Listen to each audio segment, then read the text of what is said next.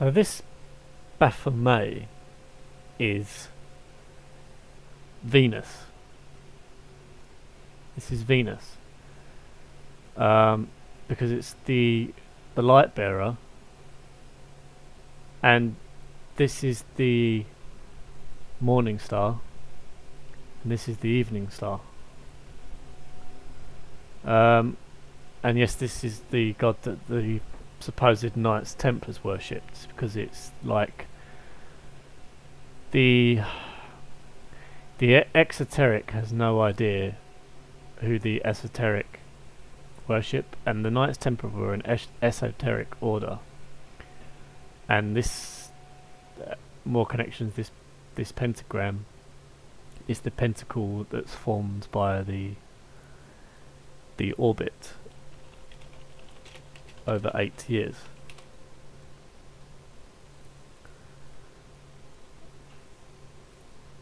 Okay, 1, 2, 3, 4, 5. So this pentacle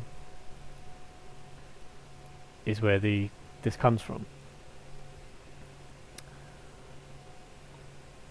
What I'm not too clear on is the significance of the morning star and the evening star, because the morning star seems to be personified as male, and Jesus in Revelations calls himself the morning star. So I'm still not too sure about that, but the goat seems to be this Aphrodite Pandemos, common to all the people, occurs as an epithet of the Greek goddess Aphrodite.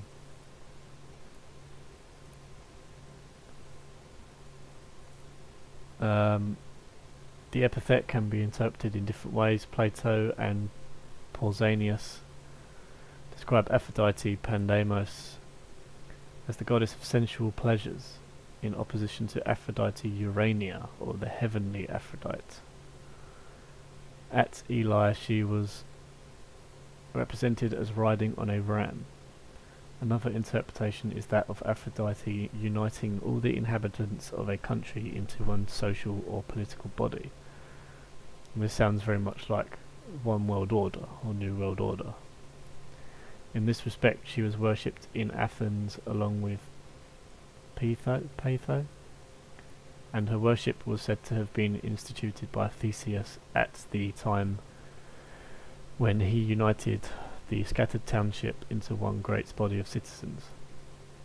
According to some authorities, it was Solon who erected the sanctuary of Aphrodite Pandemos, either because her image stood in the agora, or because the Hetairai had to pay the cost of its erection.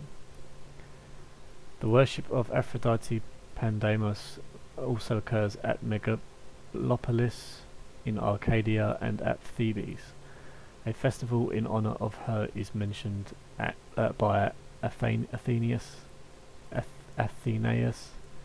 The sacrifices offered to her consisted of white goats. Pandemos occurs also as a surname of Eros. According to Harpocration, who quotes Apollodorus, Aphrodite Pandemos has very old origins. The title Pandemos was given to the goddess established in the neighbourhood of the old agora because all of the Deimos people gathered there of old in their assemblies, which they called agorae.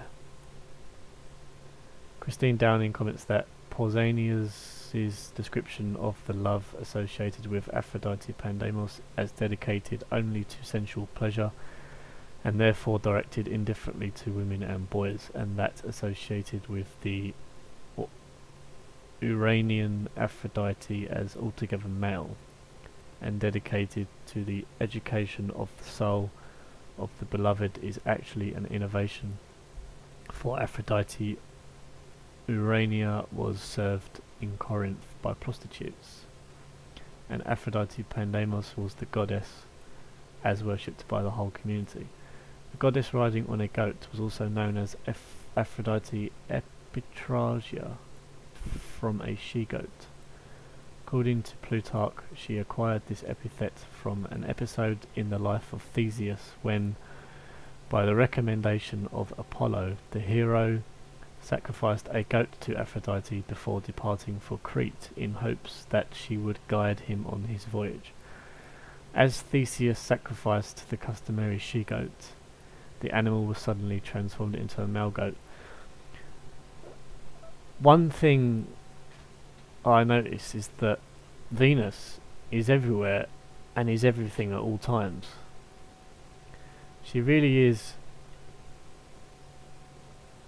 She really does demand worship. Let's just say that. She really demands it.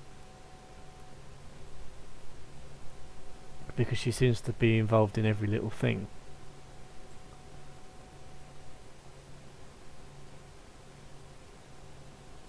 You know, it's no surprising that she seems to be centered around fame in this age,